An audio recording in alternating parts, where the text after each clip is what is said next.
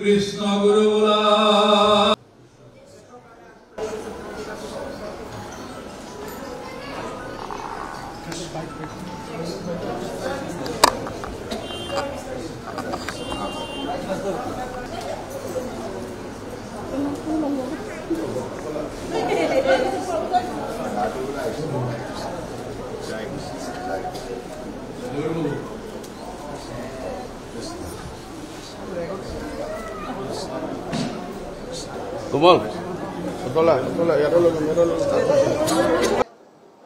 ভাৰতীয় জনতা পাৰ্টিৰ আমাৰ যিখন মেনিফেষ্টো নিৰ্বাচনী ইস্তেহাৰ মাননীয় প্ৰধানমন্ত্ৰী ডাঙৰীয়াই ইয়াক উন্মোচন কৰে প্ৰকাশ কৰে গতিকে এই ইস্তাহাৰ যোগেদি এই কথা স্পষ্ট কৰা হৈছে যে আগন্তুক দিনত ভাৰতবৰ্ষৰ জনতাৰ বাবে ভাৰতীয় জনতা পাৰ্টিয়ে কি কাম কৰিব এই কথাবিলাক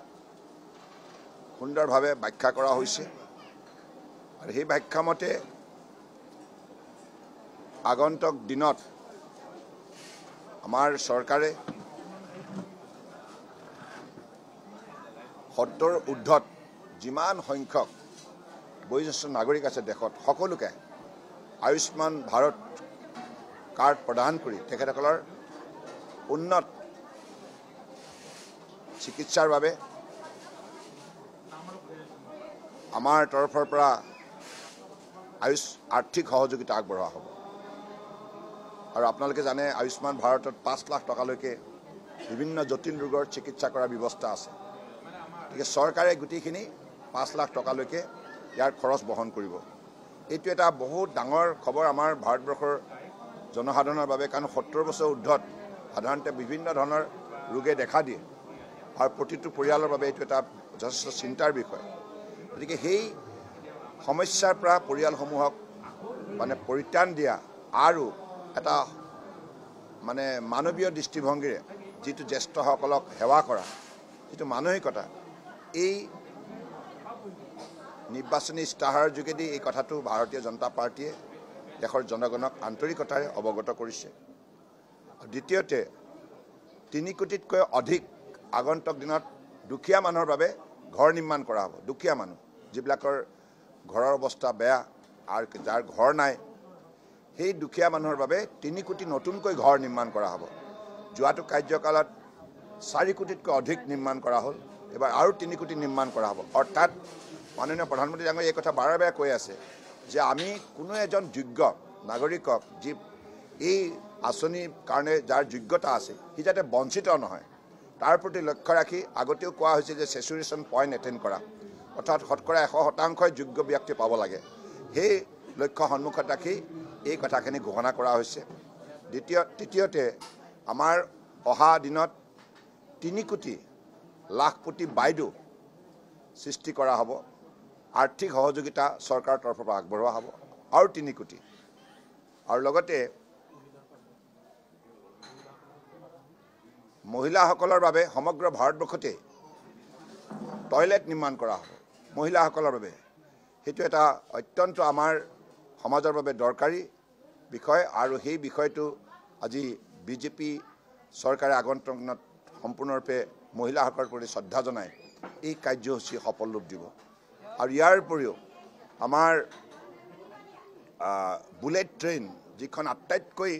স্পীডত যোৱা যিখন ট্ৰেইন বৰ্তমান বম্বেৰ পৰা আহমেদাবাদলৈকে যিটো ৰেল লাইন নিৰ্মাণ কৰি থকা হৈছে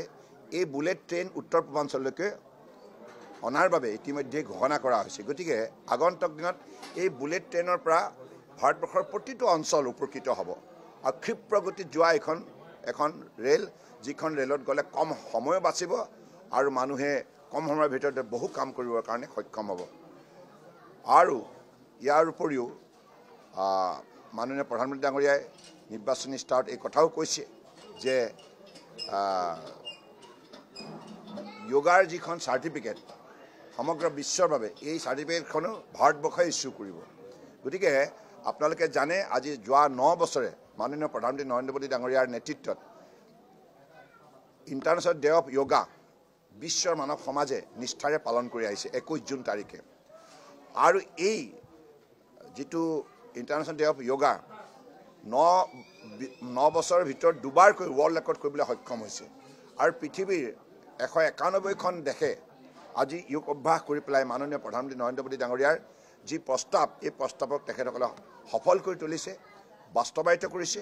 গতিকে আগন্তুক দিনত বিশ্বৰ বুকুত যোগাৰ ওপৰত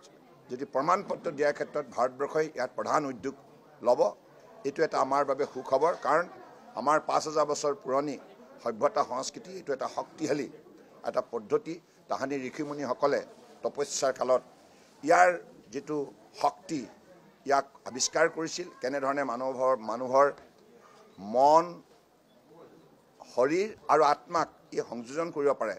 বডি, মাইণ্ড এণ্ড স্পিৰিটক ইণ্টিগ্ৰেট কৰি পেলাই মানৱ শৰীৰটো সুস্থ কৰি ৰাখে আৰু মনটো সবল কৰি ৰাখে, সতেজ কৰি ৰাখে আৰু নিৰোগী হৈ থাকে মানৱ। কাৰণ যোগ ফৰ নিৰোগ তাহানিৰ পৰাই এই বিষয়টো আমাৰ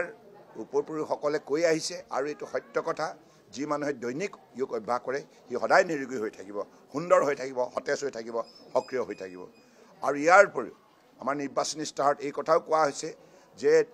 2034 বাবে অলিম্পিক গেম যাতে ভাৰতবৰ্ষত অনুষ্ঠিত হয় তাৰ বাবে ভাৰতবৰ্ষই প্ৰধান উদ্যোগ গ্ৰহণ কৰিব।